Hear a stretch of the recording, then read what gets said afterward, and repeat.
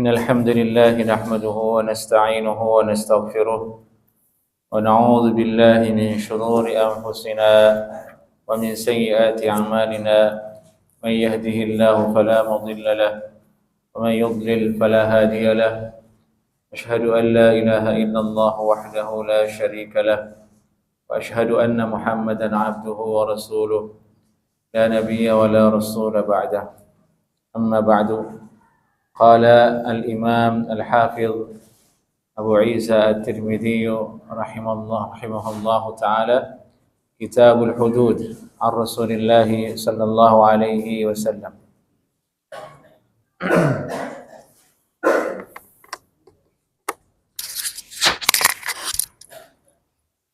Kita telah selesai membahas kitab Diyat dalam Sunan At-Tirmidzi. Sekarang kita masuk ke kitab bahasan baru, yaitu Kitabul Hudud. Jadi jamaah, dalam Sunan At-Tirmidzi dan sunan-sunan lainnya itu ada banyak kitab-kitab. Dalam kitab itu ada kitab lagi bahasannya. Ada Kitabus Shalah, Kitabul Adzan, Kitabul Adhahi dan seterusnya. Nah, kita sekarang masuk ke dalam Kitabul Hudud namanya. Kitabul Diyat sudah selesai. Dan kitab-kitab berikutnya dalam Sunan At-Tirmidzi ini tidak lagi membahas tentang masalah hadis-hadis ibadah. Sudah selesai. Yang dibahas adalah bahasan tentang hudud, diyat, kemudian nanti pernikahan, az-zabaih, kemudian menyembelih, kemudian seterusnya. Perkara-perkara hadis-hadis yang mungkin tidak pernah antum dengar di luar sana.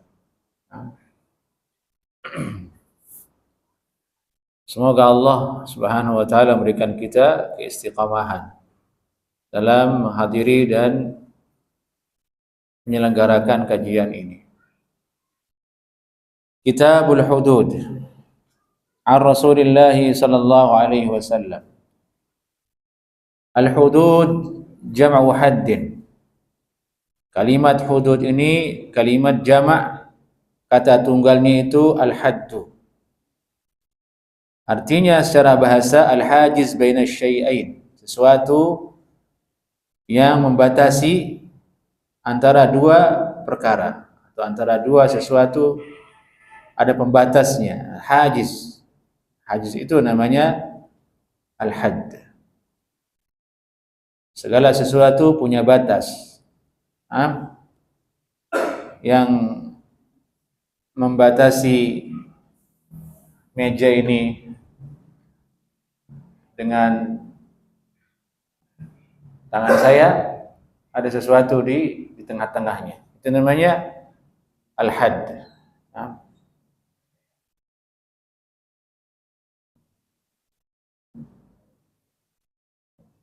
Dalam bahasan lebih peliknya, dalam bahasan nama dan sifat Allah Subhanahu wa taala, muncul pertanyaan, apakah Allah punya had atau tidak?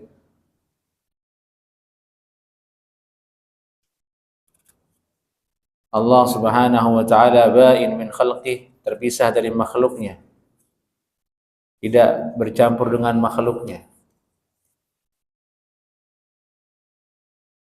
Tapi apakah Allah punya batas kemudian yang menjadikan dia tidak bercampur dengan makhluknya? Sebut dengan had. Allahu a'lam. Tidak berani jawab. Tapi ada bahasan kitab khususnya. Tapi ini bahasan tentang masalah arti haddun secara bahasa, pembatas antara dua sesuatu. Segala sesuatu punya batas dengan sesuatu yang lainnya.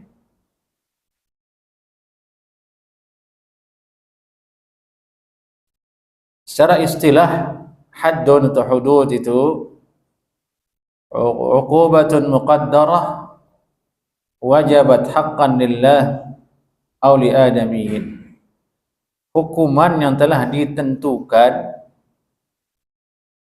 hukuman yang telah ditentukan ukurannya dan wajib untuk dilaksanakan apabila telah terjadi sebagai bentuk menunaikan hak Allah Subhanahu wa taala ataupun hak manusia. Waqila, ada yang mengatakan hudud itu artinya uqubatun muqaddaratun wajabat haqqan lillahi ta'ala, hukuman yang telah diukur, telah ditentukan jumlah batasannya, wajabat haqqan lillahi ta'ala, yang wajib untuk diterapkan demi menegakkan hak Allah subhanahu wa ta'ala. Itu arti hudud.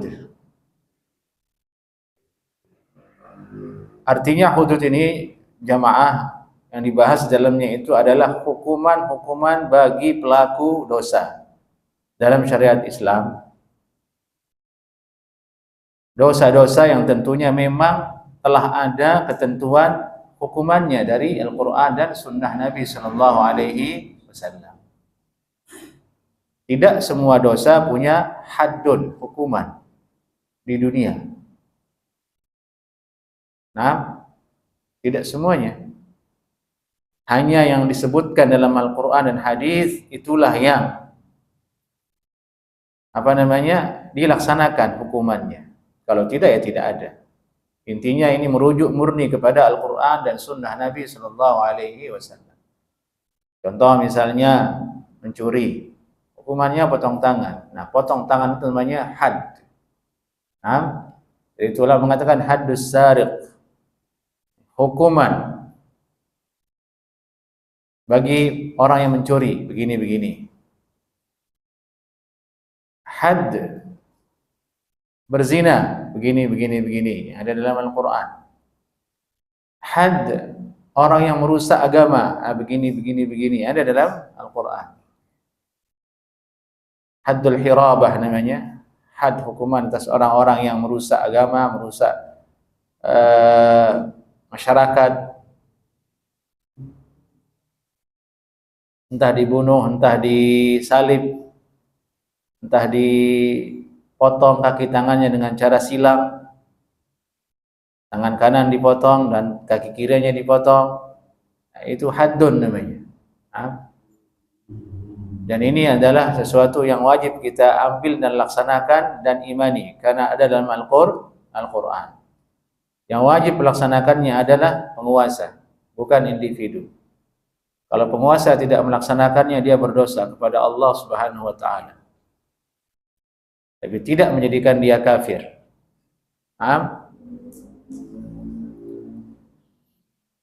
Kecuali dia meninggalkan pertegakan hudud itu dengan keyakinan bahwasanya itu tidak wajib.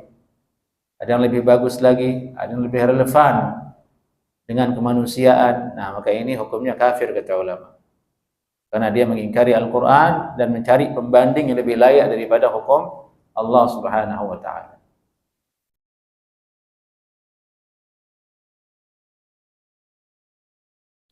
Kemudian hukuman yang serupa dengan had dalam Islam itu namanya ta'zir. Apa namanya? Ta'zir. Sama-sama hukuman, tapi ada bedanya. Perbedaannya adalah satu, had itu telah pasti ukuran hukumannya, muqaddarah, telah ditentukan, telah dipastikan, tidak bisa diotak-atik, sudah paten. Ada dalam Al-Quran, ada dalam hadis. Layaknya jumlah rakaat salat itu paten, zuhur 4, asar 4. Haddun itu seperti itu.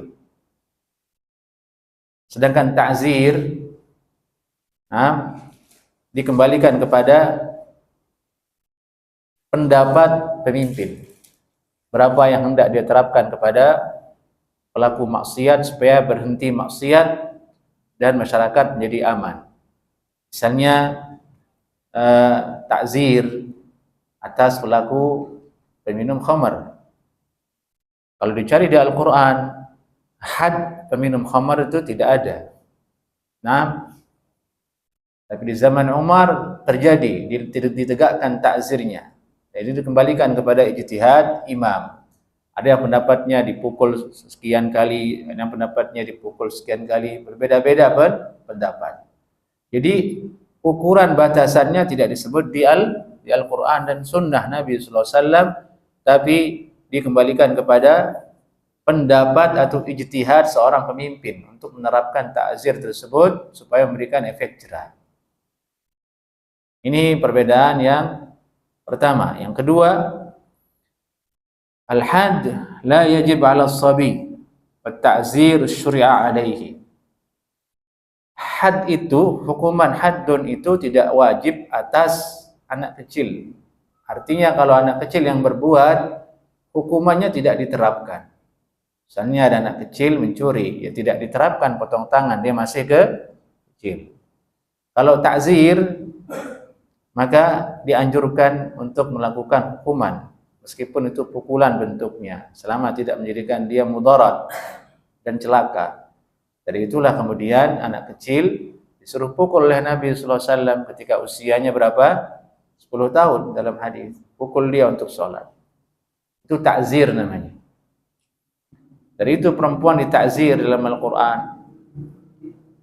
Nah, kalau dia nusyuz, tidak mau dengar suaminya, jangan temani dia tidur, lalu pukul dia supaya dia taat kepada suaminya, supaya dia salihah dan berbakti kepada suaminya.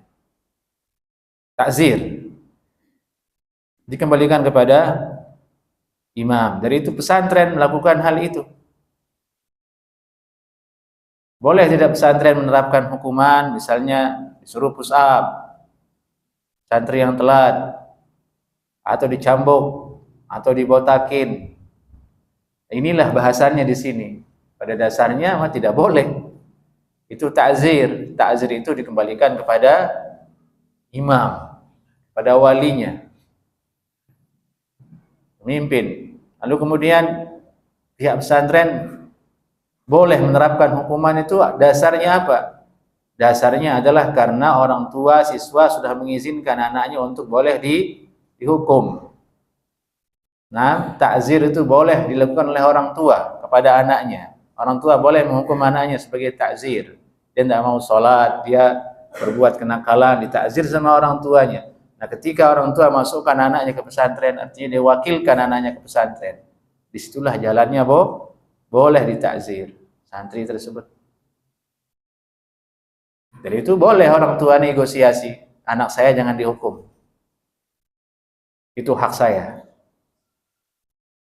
Boleh sebenarnya.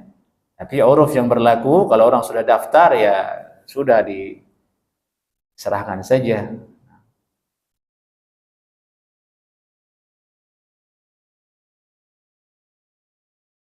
Yang ketiga,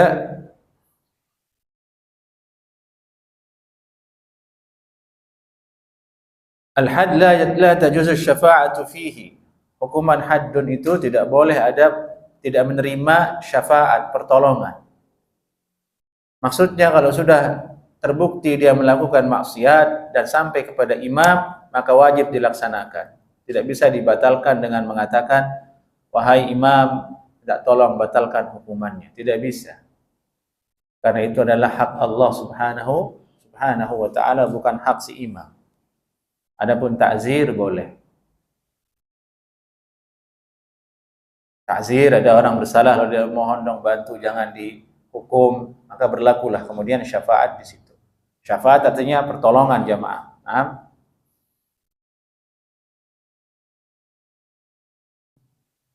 yang berikutnya adalah al-had la yajuz lil imam tarkuhu. Had ini tidak boleh ditinggalkan oleh imam.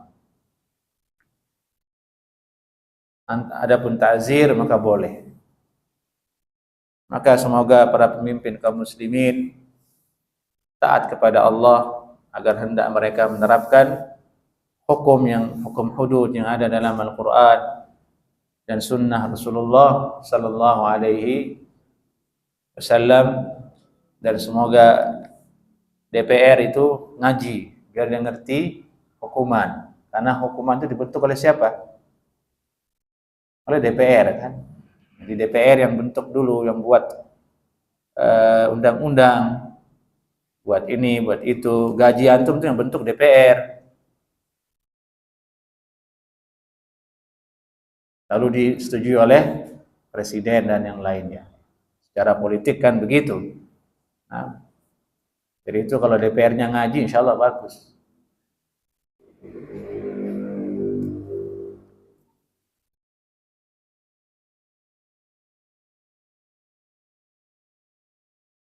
Babu ma jaa fi, ini hadis yang pertama sekarang. Babu ma jaa fi man la yajibu alaihi al-had. Bab hadis tentang orang-orang yang tidak wajib, tidak boleh, tidak bisa diterapkan had atasnya, tidak berlaku atasnya hukuman had. Qala haddatsana Muhammad bin Yahya al-Qutai'i al-Basri qala haddatsana Bishr bin Umar qala haddatsana Hammam an Qatadah an al-Hasan al-Basri an Ali anna Rasulullah sallallahu alaihi wasallam qala rufi'a al-qalamu an thalathatin عن النائم حتى يستيقظ وعن الصبي حتى يشب وعن المعتوه حتى يعقل.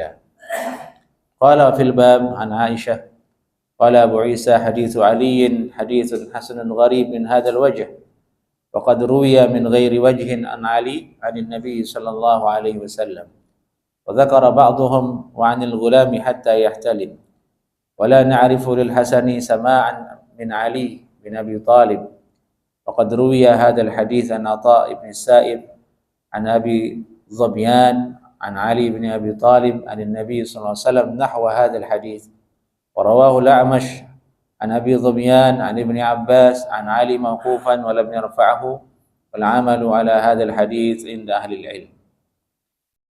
Hadis ini secara sanad diuraikan oleh Imam Abu Isa At-Tirmidzi rahimahullahu taala. Yang menjadi isu di sini adalah Al-Hasan Al-Basri dari Ali bin Abi Thalib. Di situ ada Imam Hasan Al-Basri, salah seorang ulama kibar, afdalut tabi'in, kata sebagian ulama, generasi tabi'in yang paling mulia, yang paling alim di zamannya, dari Ali, itu Ali bin Abi Thalib. Nah, keluarganya Rasulullah SAW sekaligus menantunya. Nah, diperdebatkan apakah Hasan Al-Basri ini pernah menerima hadis dari Nabi SAW ataukah tidak. Yang menjadi kepastian ahlul hadis bahwa Hasan Al-Basri beliau berjumpa dengan pengakuannya sendiri. Saya berjumpa dengan Utsman bin Affan, saya melihat Ali bin Abi Thalib, saya berjumpa dengannya. Itu disepakati bahwasanya Hasan Al-Basri pernah berjumpa dengan sahabat di antaranya Ali bin Abi Thalib. Yang menjadi masalah adalah tidak semua orang berjumpa itu pernah berbicara. Nah, tidak semua orang yang pernah berjumpa dengan seseorang sempat bicara, apalagi sampai ngambil hadis. Tidak. Jadi itu ada sahabat Nabi SAW berjumpa dengan Rasulullah tapi tidak sempat dengar hadis. Yang lihat aja Nabi SAW dari jauh. Ada. Nah kasusnya begitu kira-kira. Berjumpa iya. Tapi apakah pernah dengar atau tidak dari Ali bin Abi Thalib menjadi perdebatan di antara ulama. Yang sebagian merojehkan bahwasanya Hasan Al-Basri lahu sama', yakni pernah berhasil mendengarkan hadis dari Ali bin Abi Thalib radhiyallahu taala anhu. Nah, intinya hadis ini sahih meskipun sanad dari Hasan Al-Basri ini cedera gara-gara masalah itu, tapi hadis ini datang juga selain dari Hasan Al-Basri, di antaranya dari Atha bin Sa'ib an Abi Dhobyan an Ali bin Abi Thalib radhiyallahu taala anhu. Intinya hadis ini sahih. Rincian bahasannya bukan level kita untuk membahasnya di sini. Sudah, intinya hadisnya sahih. Sekarang isinya. Rasulullah SAW bersabda, Rufi'al qalamu an thalathatin. Catatan itu diangkat dari 3 orang. Rufi'al qalam an thalathatin.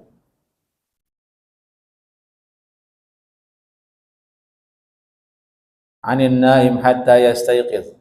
Dari orang tidur sampai dia bangun. Orang yang tidur itu selama dia tidur beneran tidur, tidak ada hukum atasnya. Tidak dicatat perbuatannya. Seandainya dia mengigau mengatakan Bismillahirrahmanirrahim, enggak dicatat. Rufi al-qalam, catatan diangkat. Kalau seandainya dia ngamuk, orang tidur ngamuk, dia bacok orang tapi beneran tidur, dicatat? Tidak dicatat. Atau dia berkata kotor, intinya kebaikan, keburukan yang datang dari orang yang tidur, rufi, diangkat. Dari itu orang yang tidur, tidak dengar azan, bangun, berdosa atau tidak? Tidak berdosa.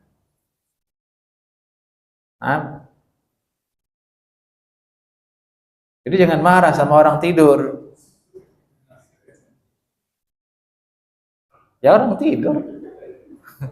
Ya anak antum tidur malam hari, dia sudah berniat untuk salat subuh, tapi dia tidur, azan nggak dengar, bangun-bangun jam 7, antum marah. Yang salah siapa?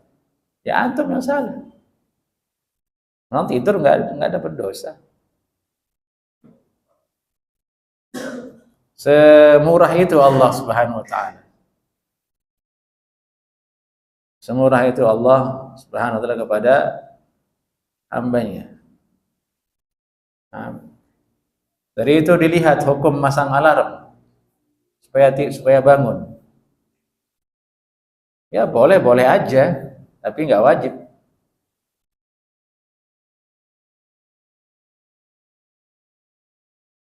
Sunnah barangkali hukumnya, karena Nabi SAW membangunkan istrinya, membangunkan menantunya untuk sholat tahajud. Mungkin bisa diambil dalil dari itu.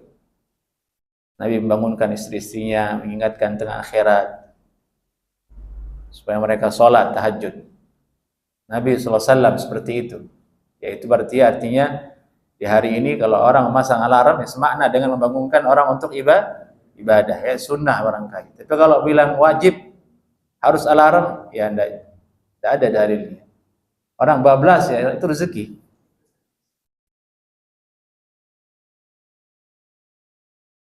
Itu rezeki. Anin naim hatta yastayqidh. Wa anis sabi hatta yashib. Dan dari anak kecil sampai dia muda, sampai dia baligh.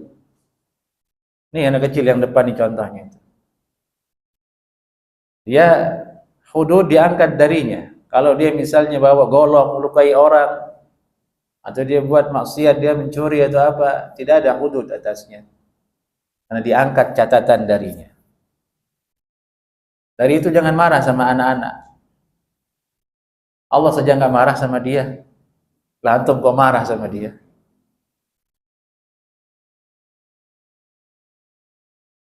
Ini kesalahan banyak orang tua, kakek-kakek, bapak-bapak zaman dulu, suka marah sama anak-anak. Marahnya serius loh Pak. Ada yang sampai mukul, ada yang sampai nendang. Gunakan yang lembut, layyin, rifq pada anak-anak. Nabi itu lembut pada anak-anak, layyin pada anak-anak. Marah tidak pernah Nabi SAW pada anak-anak. Ada anak-anak kurang sopan, makan bersama Nabi, ngacak-ngacak makanan. Karena anak kecil itu dalam satu riwayat, kalau ada anak kecil datang, dia menjadi penyebab setan datang. Resek dia.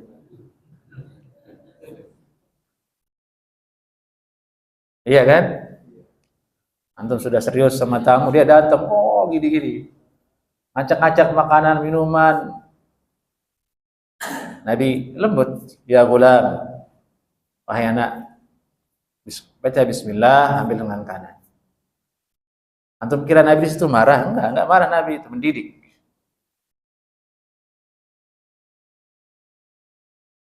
Ini yang banyak dilupakan oleh orang Indonesia. Kalau sama anak-anak itu suka marah. Apalagi kakek-kakek ya.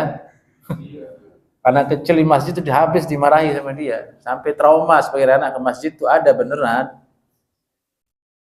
Jangan dong, itu anak-anak Pak. Sabar.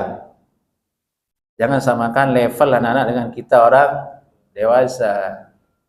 Tegur dengan lembut. Dengan bahasa dia. Diangkat dari dia qalam. Artinya kalau dia berdosa, tidak ditegakkan hudud atasnya. Wa 'anil ma'tuh hatta yaqil. Dan yang ketiga adalah dari ma'tuh. Al-ma'tuh itu orang gila. Sampai dia sembuh. Nauzubillah min dzalik. Nabi mengajarkan kita berlindung kepada Allah agar tidak gila.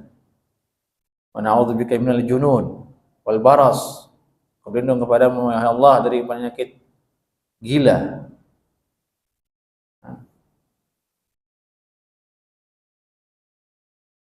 Orang gila tidak berdosa. Dia telanjang, ODGJ itu dia nggak berdosa. Berbuat baik pun nggak ada pahalanya. Dosa pun tidak ada dosanya. Hatta yaqil, sampai dia punya akal. Kalau kita lihat dari tiga ini, orang tidur, anak kecil, orang gila, intinya satu, akal. Hanya saja yang permanen hilang dari ketiga orang ini adalah yang berakal saja, yang gila saja. Orang tidur itu akalnya ada tidak? Padam, kan dia tidur. Nggak fungsi otaknya, akalnya, hatinya. Nggak ada akalnya. Anak kecil juga begitu, belum sempurna otaknya, belum sempurna hatinya. Dia hanya punya insting, punya perasaan, akalnya tidak sempurna. Orang gila. Permanen kalau orang gila benar-benar tercabut darinya akal. Itu menunjukkan bahwa yang paling mulia yang ada pada diri kita itu yang Allah berikan adalah akal. Itulah yang harus kita jaga. Itu yang harus kita manfaatkan supaya menjadi hamba yang baik, menjadi hamba yang bertakwa kepada Allah Subhanahu wa taala. Itu dalam Al-Qur'an banyak Allah berfirman, "Afala taqilun?" Tidakkah engkau berakal? "Afala tubsirun?" Tidakkah engkau melihat, memperhatikan? Akses ke akal maksudnya kan mata itu. Dari itu pula kemudian khamar diharamkan karena hikmahnya adalah untuk menjaga akal. Kalau orang minum khamar dia teler, dia mabuk, akalnya hilang. Itulah yang paling utama untuk dijaga, akal.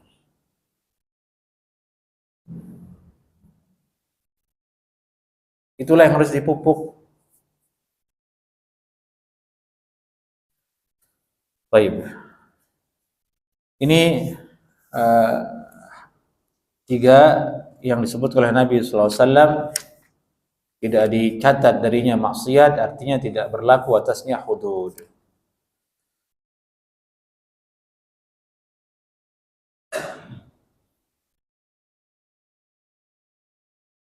Hadis berikutnya bab ma jaa fi dar'il hudud.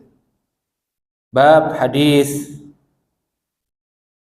yang datang membahas tentang dar'il hudud.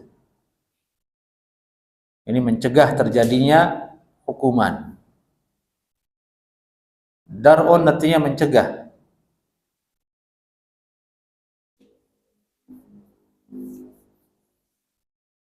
Al-hudud hukuman tadi itu. Maksudnya di sini adalah pada dasarnya syariat Islam itu meskipun ada hudud, tapi diupayakan hudud itu jangan sampai terlaksana. Tidak bermudah-mudah untuk melaksanakannya.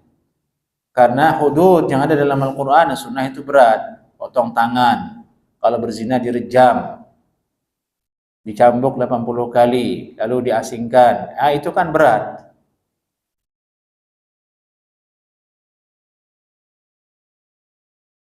Nah, syariat melindungi sebenarnya.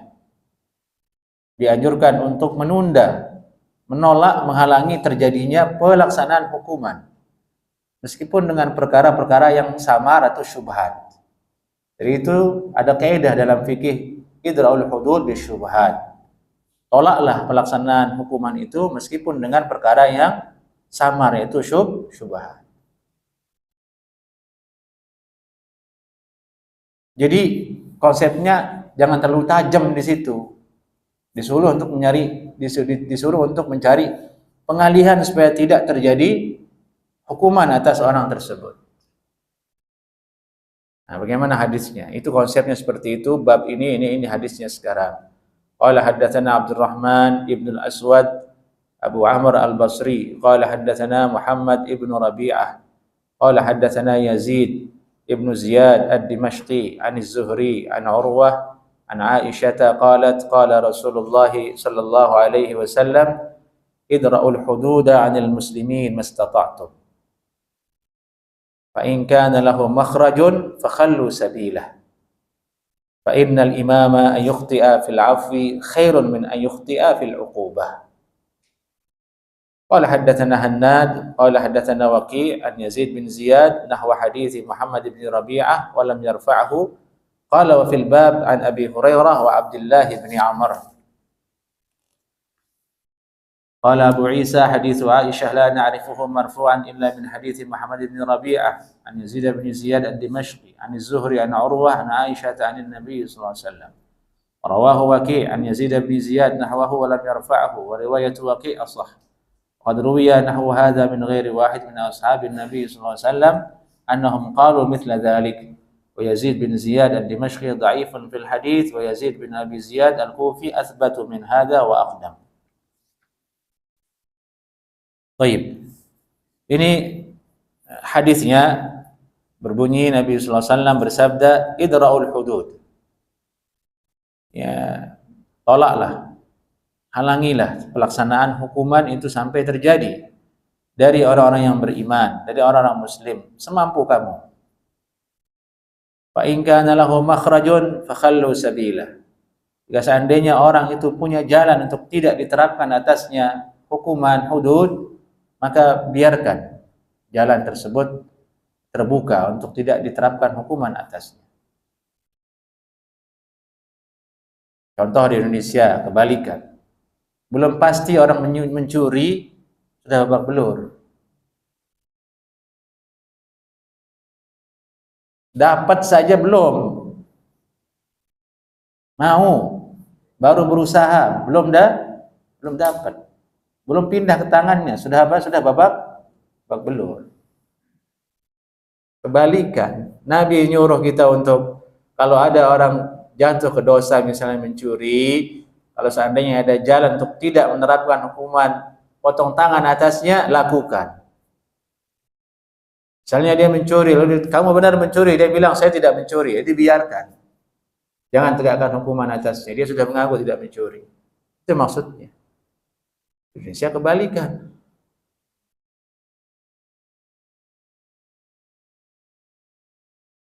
Belum dapat beneran motornya udah babak belur.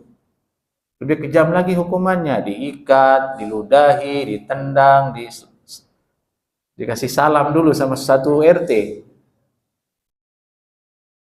Itu dari mana dapatnya itu kaum muslimin seperti itu? Ini berarti ada yang rusak di masyarakat kita.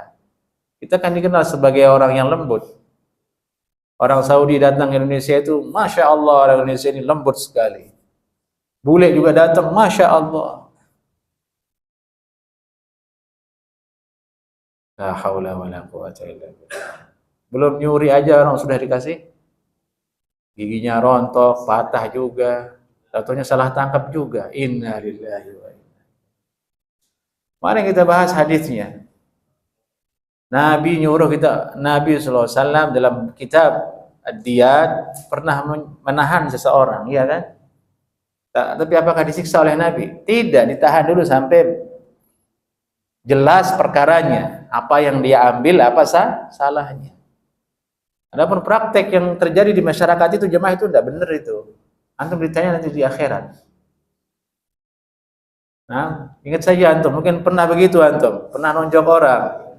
Ingat-ingat antum, nanti di akhirat antum dituntut sama orang itu. Dia belum salah udah tonjok.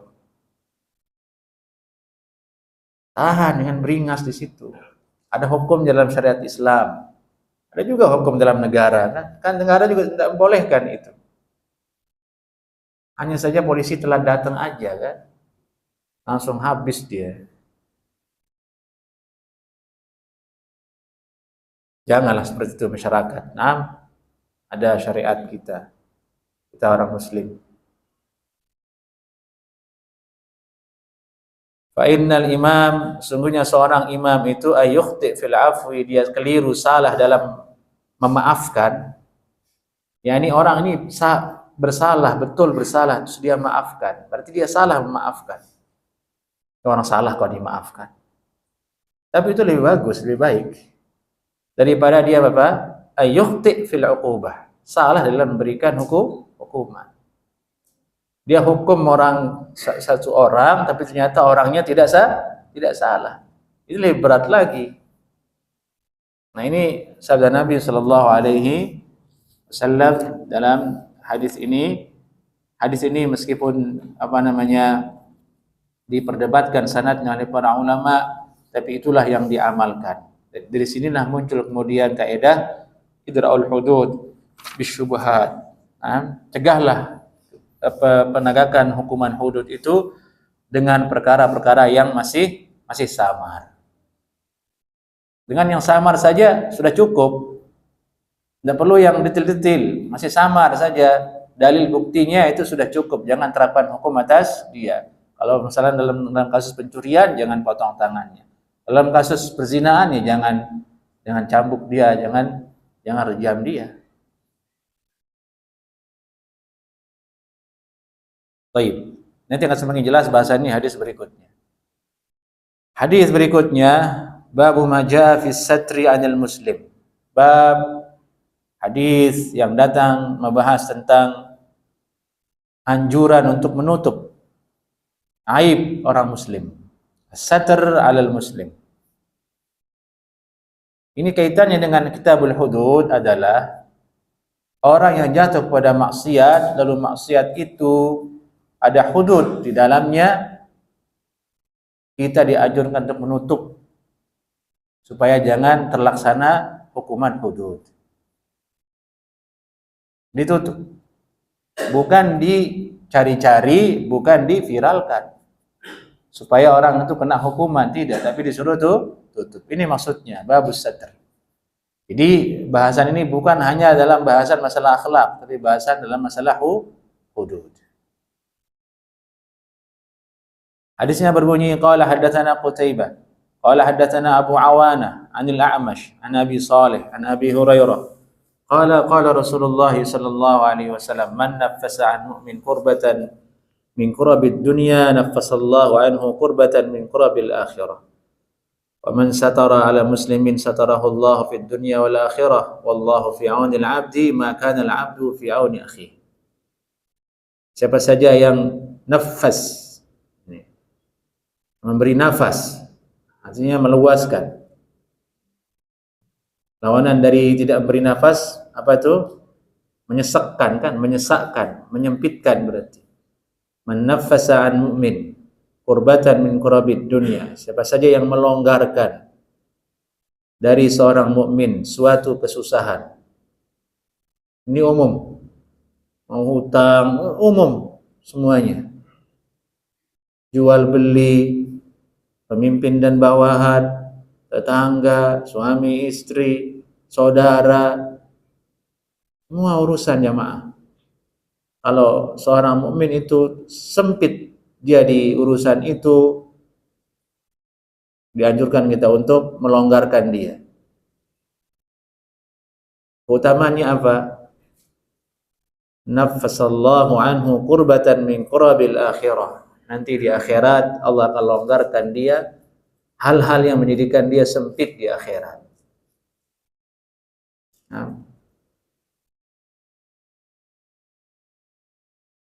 Wa man satara ala muslim, dan siapa saja yang menutupi seorang muslim.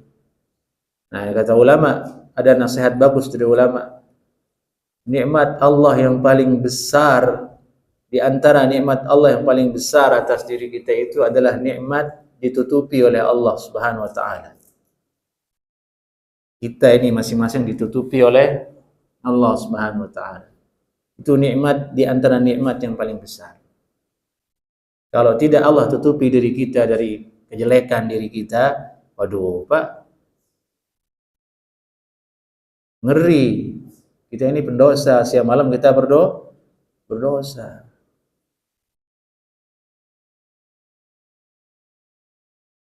Nah, nikmat Allah yang bagus ini yang ada pada diri kita dan orang lain, jangan kita rusak.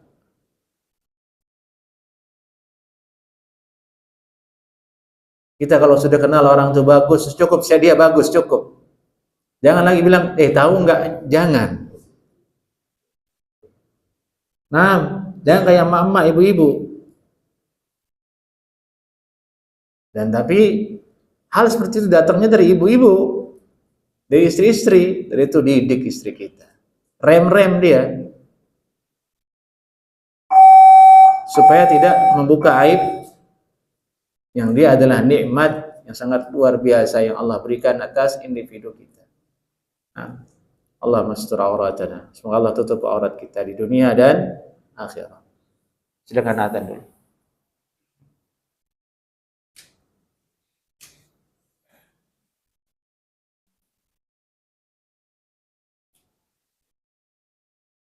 Tafadhal.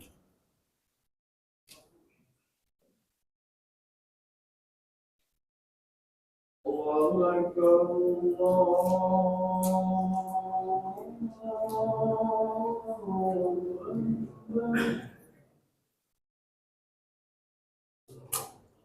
Allahu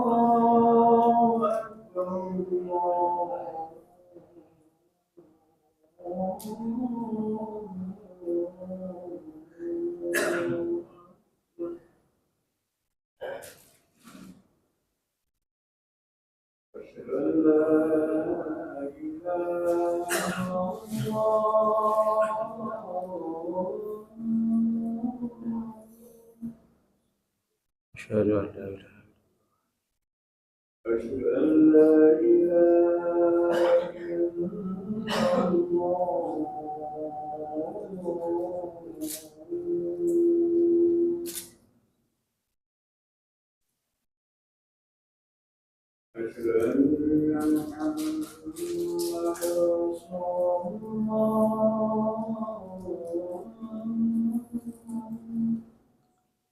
أشهد أن محمدا رسول الله أشهد أن محمدا رسول الله أشهد أن محمدا رسول الله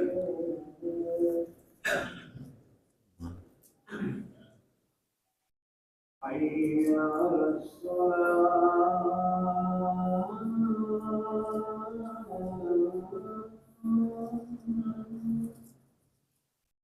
لا حول ولا قوة إلا بالله حي على الصلاة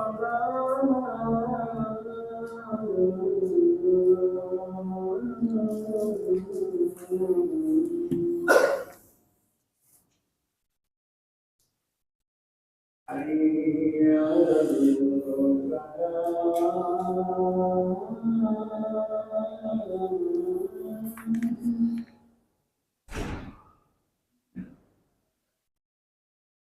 حي على الفلاح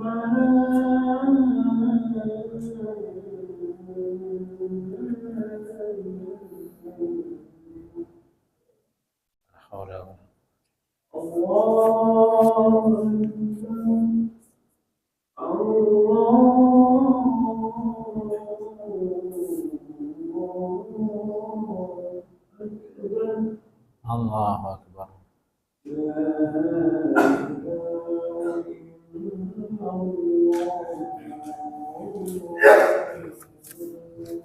لا إله إلا الله محمد رسول الله صلى الله عليه وسلم اللهم رب هذه الدعوة التامة والصلاة القائمة آت محمد الوسيلة والفضيلة وابعث مقاما محمود الذي وعدته إنك لا تخلف الميعاد اللهم صل على محمد وعلى آل محمد كما صليت على إبراهيم وعلى آل إبراهيم وبارك على محمد وعلى آل محمد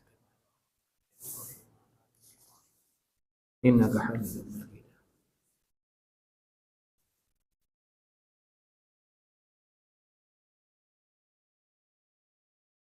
Baik, kita kembali ke hadis wa man satara ala muslimin satarahu Allah fid dunya wal akhirah.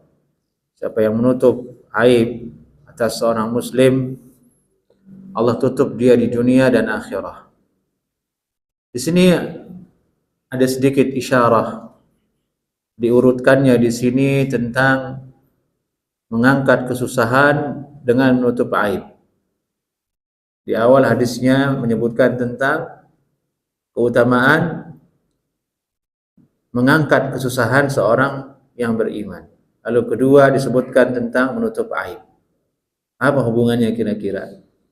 Allahu a'lam, hubungannya adalah agar setelah orang yang berbuat baik meringankan beban orang lain, mengangkat kesusahannya supaya dia merahasiakan. Jangan bicara sana sini, membuka privasi orang dengan mengatakan saya sudah bantu si fulan, kalau bukan dengan saya si fulan begini. Itu termasuk satr yang paling dianjurkan, karena membukanya berbahaya untuk dia dan orang tersebut. Disebut dengan mannan. Allah berfirman, ya ayyuhalladzina amanu la tubtilu shadaqatikum bil manni wal adha. Wahai orang yang beriman, jangan kau batalkan sedekahmu dengan nyebut-nyebut dan menyakiti. Di antara bentuknya adalah ya tadi itu. Kita mudahkan orang lain, lalu kemudian datang suatu masa kita buka, si fulan saya bantu dulu. Dia tidak tutup hal itu. Jadi itu Allah sebutkan di situ. Inilah maqam yang harus diperhatikan. Wa man satara ala muslim. Siapa yang menutup seorang muslim, Allah tutup dia dunia dan akhirah. Yang namanya juga manusia berubah-berubah. Jika dulu dia memudahkan orang lain, mungkin sedang cinta, sedang suka, berubah keadaan, apa yang terjadi? Apa yang terjadi, Pak? Ruber semuanya, ambiar. Nah, itu tuh nggak bagus kan? Itu Nabi urutkan itu. Man naffasa an mu'min, man satara musliman. Kalau orang yang tidak kita kenal, tidak pernah kita berbuat ke dia, kecil kemungkinan kita buka aibnya. Karena tidak ada di situ emosi untuk membalas. At-tashaffi namanya bahasa Arabnya. Ya kan? Tapi kalau sudah ada sesuatu sebelumnya, lebih terdorong dia ingin membuka. Jadi itu kan ada bahasa Indonesianya, tendangan mantan. Iya kan? Tendangan mantan itu berbahaya. Nah itu maksudnya. Nah, ini rahasia di balik hadis ini diurutkan di situ, man nafasa dengan man satara. Ini akhlak, masalah adab. Berat. Tidak semua orang bisa melakukannya dan mengamalkannya. Hadisnya populer, hadisnya mudah diketahui hadis ini. Ada dalam Arba'in An-Nawawi ini, sekarang kita baca dengan sanadnya di sini. Tapi mengamalkannya la haula wala quwwata illa billah. Semoga Allah berikan kita taufik. Dari itu tipsnya, kalau kita sudah bantu orang, udah jauh-jauh. Jangan dekat-dekat lagi. Nongol pun jangan kalau bisa. Khawatir muncul sifat-sifat yang tidak bagus terhadap orang telah kita bantu.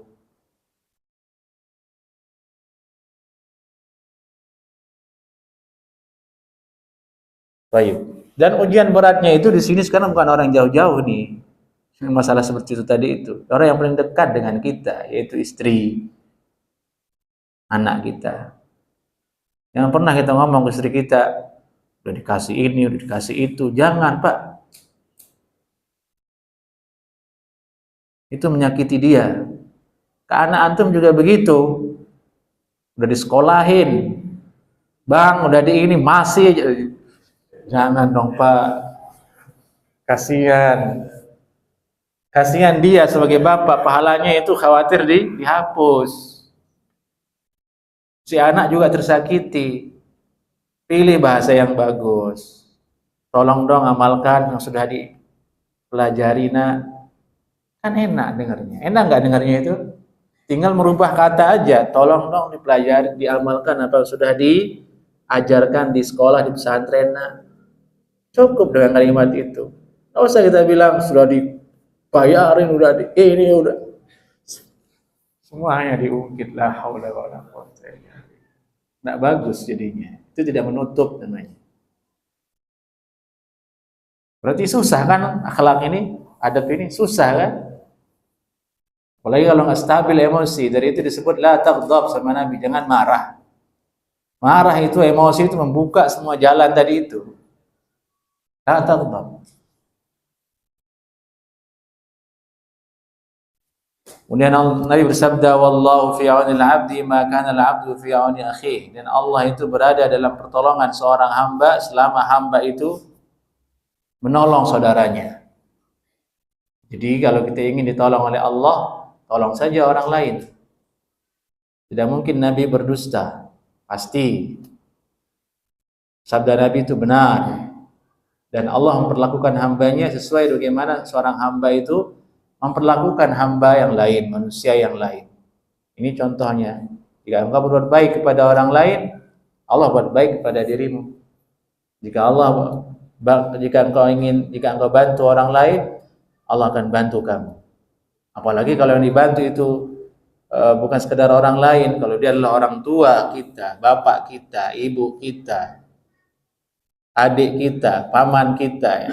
Kalau kita bantu itu double, dibantu sama Allah, dapat juga pahala silaturahim dan pahala birrul walidain.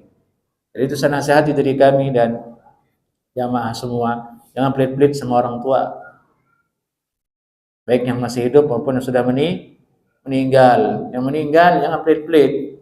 Yang meninggal bapak kita, sedekahkan uang, beli air, sedekahkan ke orang, niatkan untuk beliau sudah meninggal dunia. Ibu kita, bapak kita, kakek kita, kalau kita punya uang, jangan pelit.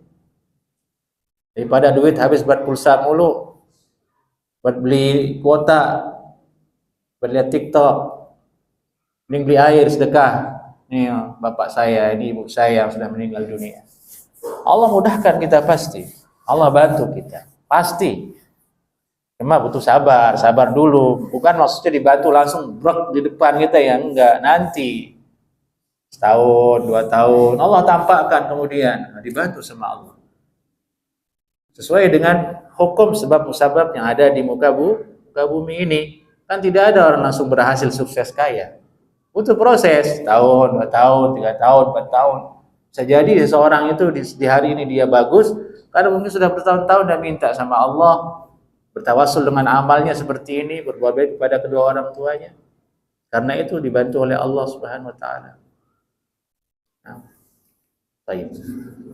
Kemudian hadis berikutnya dalam bab ini, qala haddatsana Qutaibah qala haddatsana Al-Laits an Uqail an Az-Zuhri an Salim an abihi anna Rasulullah sallallahu alaihi wasallam qala al-muslim akhul muslim la yadhlimuhu wa la yuslimuhu wa man kana fi hajati akhihi kana Allah fi hajatihi wa man farraja an muslim kurbatan farrajallahu anhu kurbatan min kurabi yaumil qiyamah wa man satara musliman satarahu Allah yaumil qiyamah. Hadis ini semakna dengan yang sebelumnya.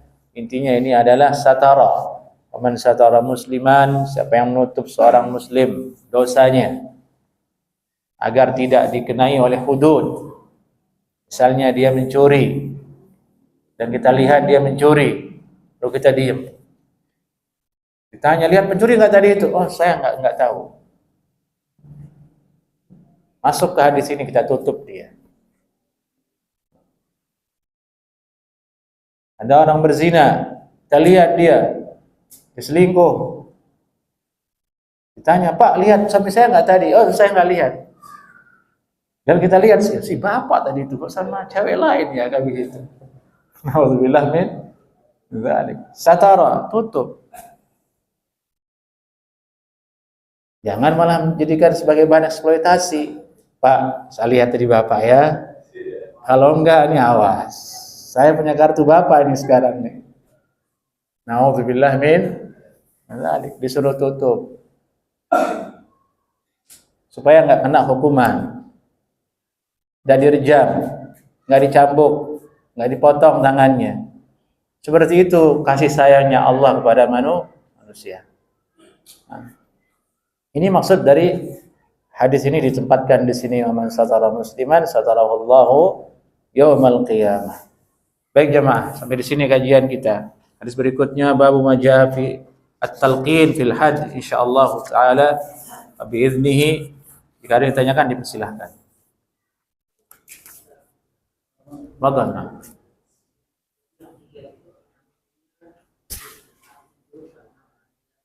Ya. Nah, kalau anak kecil berbuat baik, kebaikannya ke orang tuanya. Nah, orang tuanya yang mendapatkannya. Insyaallah taala. Untuk dia belum. Barakallahu fiik. Ada lagi yang lain? Assalamualaikum.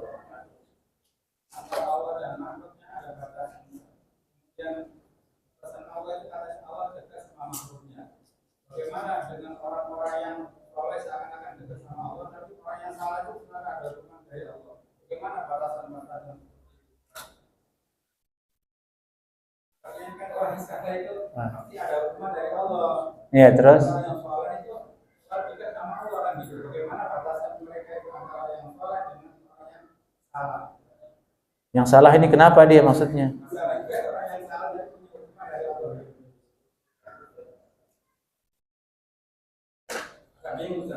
Bingung saya maksudnya.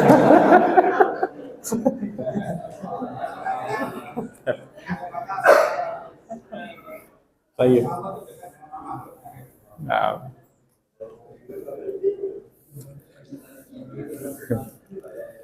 Ada yang lain Pak pertanyaan? Barakallah. Sudah biasa sama beliau, masya Allah.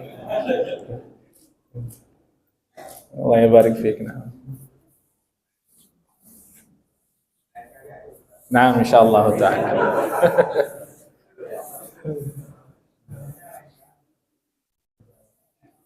Allah barik fiik. Dan kita istiqamah jamaah kajian ini. Antum bertanya? Enggak ya. Assalamualaikum warahmatullahi wabarakatuh.